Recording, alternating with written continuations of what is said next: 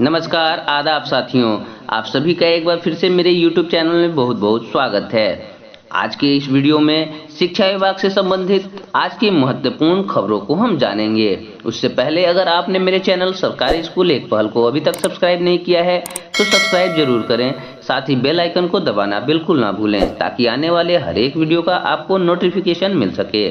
Facebook और Instagram के page को लाइक करें, ट्विटर पर हमें फॉलो करें। तो चलिए आज के दिन भर के शिक्षा विभाग के मुख्य समाचार को हम जानते हैं। स्कूलों से गायब रहने वाले शिक्षकों का कटेगा वेतन, 100% दें योगदान नहीं तो होगी कार्रवाई।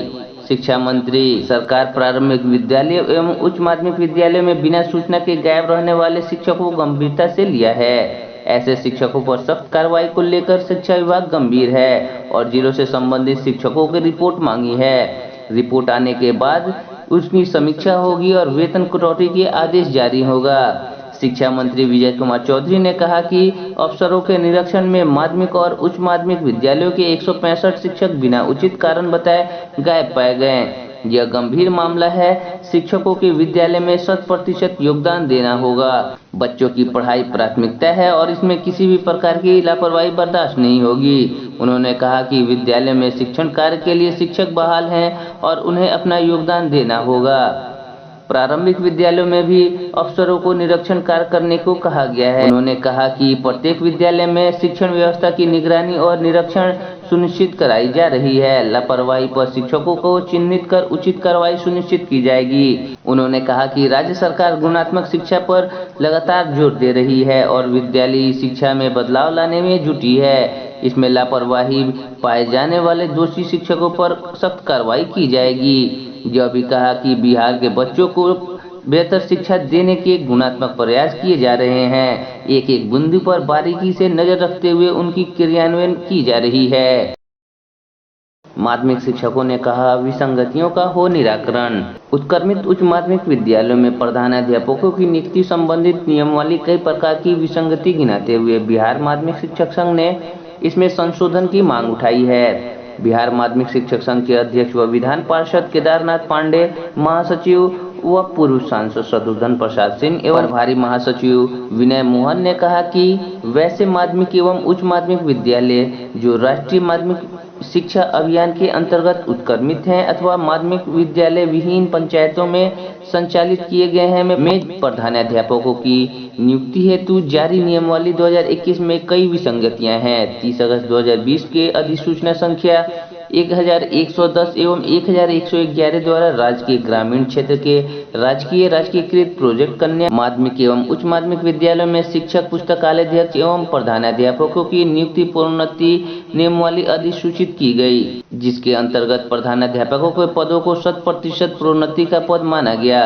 लेकिन उनमें संशोधन किए बगैर उत्क्रमित माध्यमिक विद्यालयों में प्रधानाध्यापकों के पदों में प्रतियोगी परीक्षा के माध्यम से 100% नियुक्ति का निर्णय लिया गया। नियमावली में 8 वर्षों का अनुभव रखने वाले उच्च माध्यमिक विद्यालयों के शिक्षक एवं 10 वर्ष का अनुभव रखने वाले माध्यमिक शिक्षकों को प्रतियोगिता परीक्षा में शामिल होने का अवसर दिया गया, जबकि 22 जुलाई 2019 के ज्ञापांक 1500 के आलोक में वरीयता का निर्धारण के क्रम में उच्च माध्यमिक विद्यालयों के शिक्षक और माध्यमिक विद्यालयों के शिक्षकों के बीच 4 वर्ष के अनुभव का अंतराल रखा गया है। यह बिंदु भी भेदभावपूर्ण है जिसमें संशोधन की अपेक्षित है। बिहार माध्यमिक शिक्षक संघ ने कहा कि सरकार ने 35% महिला शिक्षकों को नियोजित किया है, किंतु प्रधानाध्यापक प्रतियोगिता परीक्षा में शामिल होने के लिए महिला वर्ग एवं अनुसूचित जाति अनुसूचित जनजाति के शिक्षकों को प्राप्तांक में मात्र 5% की छूट दी गई है, जबकि राजकीयकृत प्रोजेक्ट विद्यालयों में 1983 सेवा शर्त नियमावली में महिलाओं की निर्धारित समय सीमा 3 वर्षों की छूट दी गई है। इसके मद्देनजर उत्क्रमित उच्च माध्यमिक विद्यालयों में प्रधानाध्यापकों की नियुक्ति में भी महिलाओं की सेवा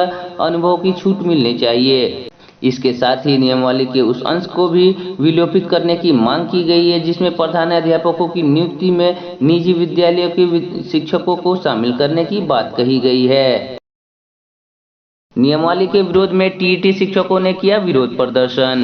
बिहार के प्राथमिक विद्यालयों के प्रधान शिक्षक और उच्चतर माध्यमिक विद्यालय में प्रधानाध्यापकों की बहाली को लेकर राज्य सरकार द्वारा लाए गए नियमावली पर बहस तेज हो गई है। जिले के टीईटी एसटीईटी शिक्षकों में इस बात को लेकर तीखा आक्रोश देखा जा रहा है। इसी क्रम में जिले के टीईटी शिक्षक ने नियमावली के विरोध में प्रतिरोध दर्ज करते हुए स्थानीय कैंटीन चौक पर आयोजित प्रतिरोध सभा को संबोधित करते हुए संगठन के जिला अध्यक्ष मुकेश कुमार मिश्र ने कहा कि अध्यापक की बहाली के लिए टीईटी अनिवार्य है, तो प्रधानाध्यापकों की बहाली के लिए टीईटी अनिवार्यता को समाप्त करने का क्या आधार है। प्रधानाध्यापक बहाली की परीक्षा में बैठने के लिए कार्यरत बेसिक ग्रेड के शिक्षक को 8 वर्ष की सेवा अवधि की बाध्यता और हाई स्कूल के शिक्षकों के लिए 8 और 10 साल की सेवा अवधि की बाध्यता, सीधे शिक्षकों को उसके परीक्षा में बैठने के बुनियादी हकों पर हमला किया गया है। नियमावली के जरिए सरकार टीईटी एसटीईटी शिक्षकों में भेदभाव और उन्हें दरकिरार करने की साजिश रच रही है।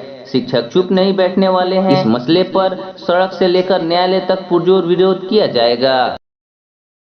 ईपीएफओ से जुड़े 12,83,000 सदस्य। कर्मचारी भविष्य निधि संगठन ने इस वर्ष जून में शुद्ध रूप से 12,83,000 सदस्य जुड़े हैं। इससे देश में रोजगार की लगातार सुधर रही स्थिति का पता चला है। श्रम मंत्रालय ने एक बयान में कहा है कि इतनी बड़ी संख्या में नए सदस्यों के जुड़ने से रोजगार क्षेत्र की बदल रही स्थिति स्पष्ट झलकती है।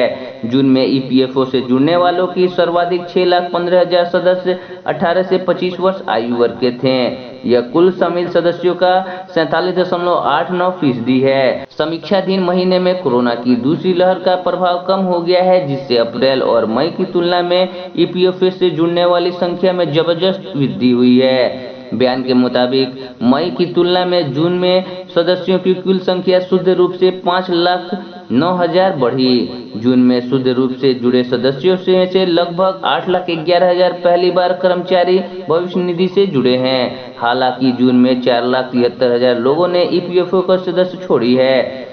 फिर उन्हें कंपनियां से जुड़े जो पीएफ के दायरे में आती है। इतना ही नहीं, उन्होंने पिछले नौकरी के पीएफ खाते की पूरी रकम निकालने के बजाय नई नौकरी में स्थानांतरित करना उचित समझा। ईपीएफओ से जुड़ने वालों में 2,55,000 के साथ दूसरी सबसे बड़ी संख्या 29 से 35 आयु वर्ग की रही। वहीं जून में शुद्ध रूप से 2,56,000 महिलाएं ईपीएफओ से जुड़ी। यह संख्या मई के मुकाबले 79,000 अधिक है। राज्यों के मामले में ईपीएफओ से जून में महाराष्ट्र, हरियाणा, गुजरात, तमिलनाडु और कर्नाटक में सबसे अधिक सदस्य जुड़े। इन राज्यों में सर्वाधिक 7,78,000 सदस्य शामिल हुए। यह सभी आयु वर्ग सदस्यों का 60.61% है। वहीं उद्योगों के मामले में विशेषज्ञ सेवाओं की श्रेणी से सर्वाधिक 41.84% सदस्य ईपीएफओ से जुड़े हैं।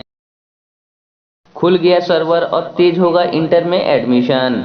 बिहार विद्यालय परीक्षा समिति द्वारा प्रथम मेगा सूची जारी करने के बाद शनिवार को इंटर में नामांकन में तेजी आने की उम्मीद है।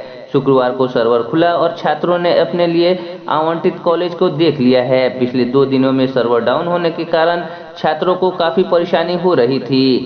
बिहार विद्यालय परीक्षा समिति द्वारा सूची जारी करने के बाद शुक्रवार को अधिकांश बच्चों ने कॉलेज का आवंटन देख लिया। सभी छात्र अब शनिवार को अपने अपने आवंटित कॉलेजों में पहुंचेंगे। Shastri Nagar boys high school की प्राचार्य रिंकू कुमारी का कहना है कि बोर्ड की ओर से प्रथम सूची के आधार पर 281 छात्रों का आवंटित किया गया है। अब देखना है कि उनमें से कितने नामांकन करा पाते हैं। छात्रों के साथ ही स्कूल के प्राचार्य में भी दाखिले को लेकर उत्सुकता है। धर्मेंद्र प्रधान ने कहा, नई शिक्षा नीति भारत को वैश्विक ज्ञान केंद्र में तब्दील करेगी।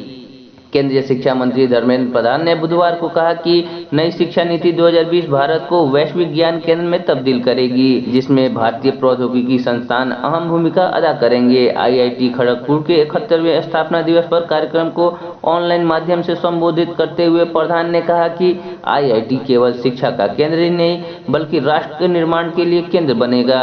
केंद्रीय शिक्षा मंत्री ने कहा कि नई शिक्षा नीति का उद्देश्य शिक्षा में पहुंच और समानता की दृष्टि को साकार करना है, क्योंकि बहुत से युवा तकनीकी शिक्षा हासिल करना चाहते हैं। ऐसे में हमने यह सुनिश्चित किया है कि कोई भी अंग्रेजी में दक्षता की कमी के कारण नहीं पिछड़ पाएगा।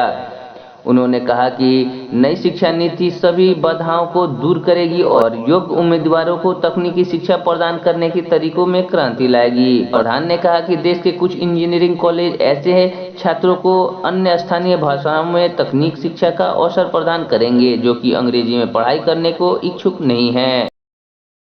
बिहार में बंद होंगे 1 से 8वीं तक के प्राइवेट स्कूल।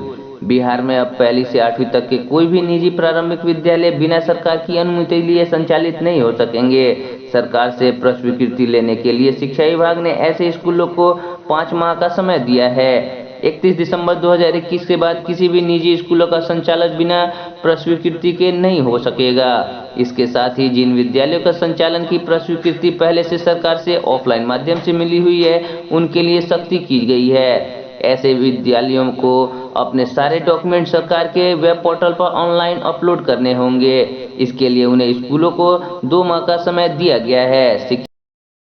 बिहार के स्कूलों में लगेगी स्किल इंडिया की पाठशाला। पढ़ाई में कमजोर विद्यार्थियों को कौशल विकास मिशन के तहत स्किल इंडिया का पाठ पढ़ाया जाएगा। अगर आपका बच्चा इंटर की पढ़ाई कर रहा है लेकिन पढ़ाई में कमजोर है तो आपको घबराने की जरूरत नहीं है। ऐसे विद्यार्थियों को कौशल विकास मिशन के तहत न केवल स्किल इंडिया का पाठ पढ़ाया जाएगा बल्कि उन्हें तकनीकी प्रशिक्षण के बाद नौकरी भी दिलाई जाएगी। केंद्र सरकार से सहमति मिलने के बाद नीतीश सरकार इस पहल पर अमली जामा पहनाने की कवायद शुरू कर दी है। योजना के तहत अगले शैक्षणिक सत्र में सभी 6300 उच्च माध्यमिक विद्यालय, 80 अनुसूचित जाति एवं जनजाति आवासीय विद्यालय समेत कस्तूरबा गांधी आवासीय विद्यालय कौशल विकास से जोड़ा जाएगा। इसके पीछे मकसद यह है कि इंटर की पढ़ाई कर रहे विद्यार्थी जो किसी कारण से आगे की पढ़ाई नहीं कर पा रहे हैं या फिर पढ़ाई करने के कमजोर हैं लेकिन उनका दिमाग तकनीकी ज्ञान की ओर अधिक होता है, ऐसे विद्यार्थियों को पहचान कर उनके अंदर की तकनीकी हुनर को बढ़ाया जाएगा। अगले सत्र में इसकी शुरुआत होगी।